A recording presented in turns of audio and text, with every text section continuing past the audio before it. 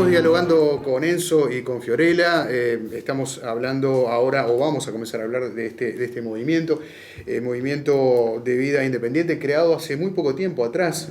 Contanos, Fiorella. Sí, el movimiento se creó en septiembre del año pasado, digamos como formalmente empezamos a juntarnos y a reunirnos. Aquí en Uruguay. Aquí en Uruguay. Si bien ya hacía mucho tiempo que veníamos haciéndolo, de juntarnos con otros y charlar con otros sobre lo que nos pasaba, ¿no? En el deporte pasa mucho, por ejemplo, te juntás a hacer deporte inclusivo y empezás a intercambiar, a tener como algún conocimiento de cómo vos haces las cosas, cómo las hago yo, qué prestaciones hay en el Estado, que eso es algo que falta, ¿no? Informar mucho sobre a dónde puedo acudir para conseguir una silla de ruedas, por ejemplo. Y bueno, y en septiembre del año pasado hubo un congreso que vino gente de Noruega a capacitar al Ministerio de Salud y fuimos invitados a participar como expositores y además como escuchas también. Y ahí entendimos como más formalmente lo que se estaba haciendo en otros lados, ¿no? Visualizamos la figura del consultor, que es una persona que también está en situación de discapacidad e ingresa al sistema de salud junto con todos tus médicos y que justamente cuando ingresa alguien nuevo en situación de discapacidad hay un consultor al que se llama, ¿no? Y empieza a interactuar con esta nueva persona que está en situación de discapacidad para intercambiar experiencias, lo que hablábamos en el bloque anterior, ¿no? Alguien que te comprende esté en tu misma situación. Exactamente, que no te comprende de la misma manera alguien que no la tenga. Y bueno, es un poco eso, esa figura. Justo en septiembre del año pasado empezamos también a incursionar en esto con una persona que se había accidentado recientemente, una persona joven además, de 20 años, 21, y bueno, y ahí empezamos con él mismo, empezamos como a hacerlo naturalmente.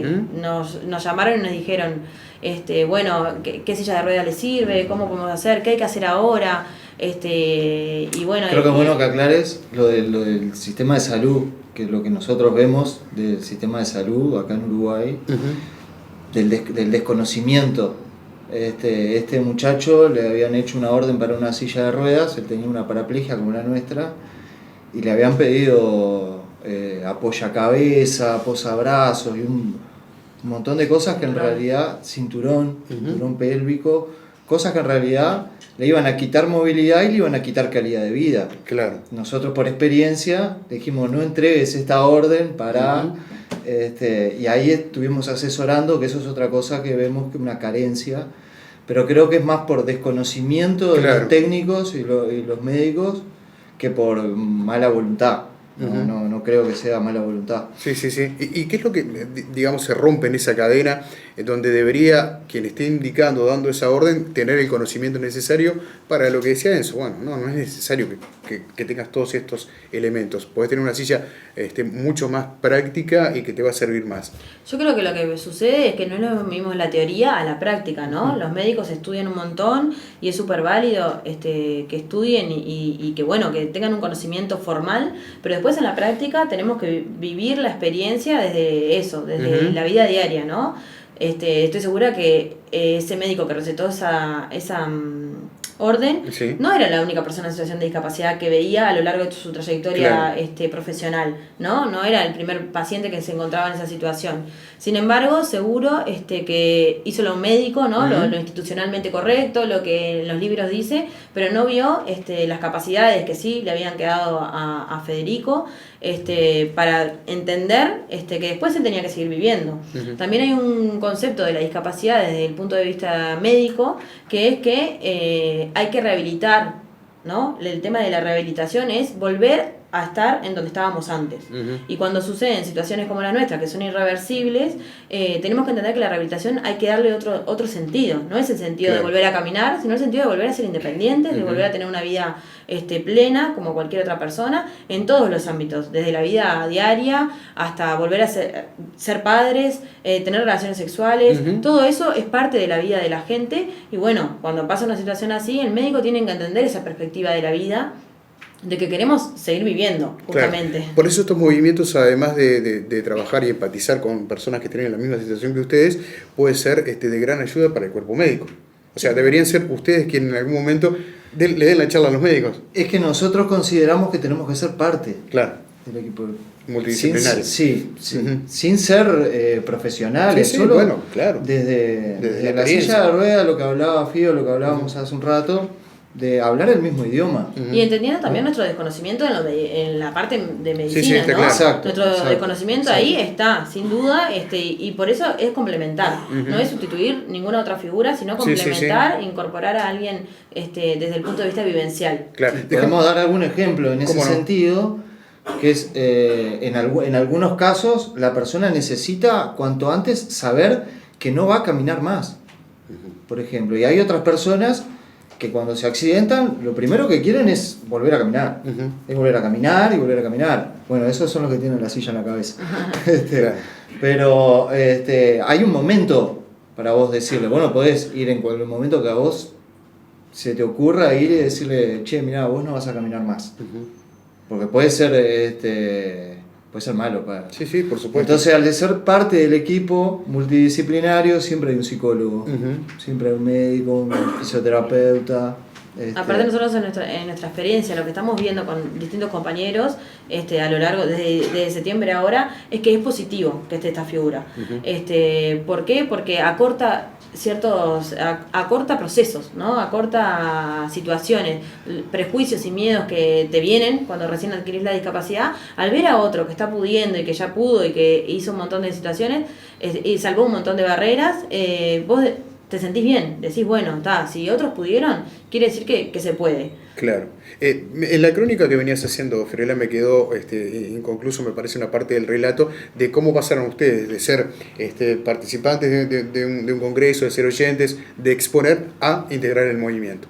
Es un poco la génesis de cómo surgió. Nosotros en realidad el movimiento lo empezamos a formar acá, en Uruguay.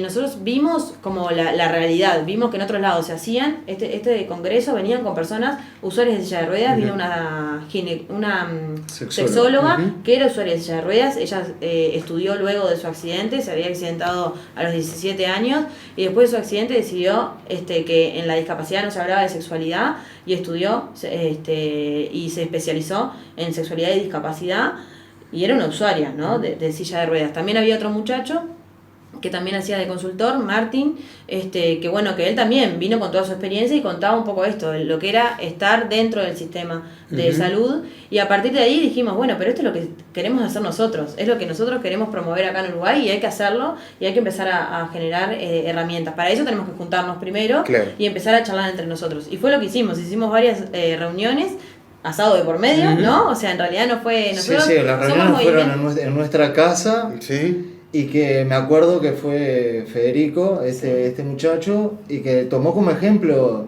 que también es una demostración de cómo vivimos, de que se vive plenamente, que nos hacemos un asado, que entramos, que salimos, que tenemos que limpiar, que tenemos que cocinar, que hay que darle de comer a las perras. Sí, sí, vida normal. Una vida normal. Entonces Federico vio eso y quedó como impactado también, nos pone como ejemplos en ese sentido.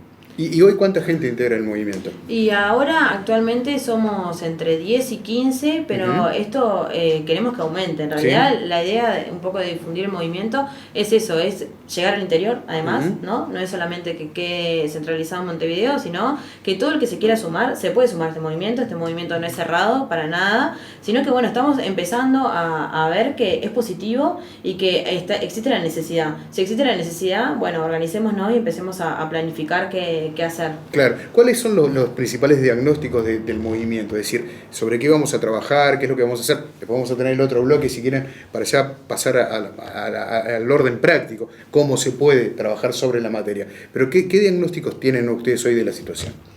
Nosotros estamos trabajando actualmente con 2 centros de rehabilitación, que también fue un poco por casualidad que fuimos llegando a través de estos compañeros que necesitaban rehabilitar, y bueno, y ahí fuimos asesorándolos. Y vamos formando, en realidad, vamos viendo cuáles son las necesidades. Nosotros ya tenemos como preconceptos y cosas que ya queremos que cambien de la vida diaria, pero en realidad lo estamos empezando a visualizar con otros compañeros que además recién están empezando y que nosotros hace 15 años rehabilitamos y no es la misma realidad, ¿no? Claro. Ellos tienen como otro conocimiento de cuáles son las trabas que hay ahora, pero una de las trabas es esa, la formación de los médicos, creo, y empezar a que haya una persona que acompañe desde el inicio. Claro. Enzo, vos en el primer bloque dijiste Una cosa es la independencia y otra cosa, no recuerdo exactamente La autonomía. textual, la autonomía. La autonomía. ¿Por qué lo dijiste? Amplíalo un poco. Hay lesionados medulares, Ujú. por ejemplo, con lesiones cervicales, que no pueden ser independientes. Una lesión cervical, quedas con una cuadriplegia, te afecta a los 4 miembros, y vos por ahí necesitas una persona que te dé una mano, Claro. que te asista, un asistente personal, Ujú. por ejemplo. Pero eso no quiere decir que vos no tengas autonomía, que no puedas decidir por vos mismo. Ujú. Pero ahí no podés ser independiente. Entiendo la diferencia. Está clarísimo. No es lo mismo, o sea, decidís cuándo querés comer, si querés Claro, comer o claro, no querés claro. comer, si querés bañarte o Sos no querés autónomo. bañarte. Sí, sí, hasta quien te cuide. Exacto. Sí. Y hablando de ese Exacto. tema, el sistema de cuidados actualmente, ¿cómo está funcionando? El sistema, ¿Cómo de lo ven cuidado, ustedes? el sistema de cuidado, la verdad, fue un avance Ujú. en nuestro país. Sin duda que es fundamental tener una figura. ¿Por qué se creó la figura en realidad? Porque esto que decíamos, los familiares eran los que generaban los cuidados en Claro. las personas en situación de discapacidad. Y esta figura del asistente personal empezó a generar a descomprimir Sí. esta carga en la Ujú. familia, ¿no? Y introduciendo a una figura que hiciera esos cuidados para hacer la vida más fácil y que la madre pudiera seguir trabajando, porque en general además son las mujeres las que cuidan, entonces también hay un tema de género ahí, de por qué la mujer siempre se queda sin trabajar, Claro. o las hermanas o las tías o no, siempre los cuidados son...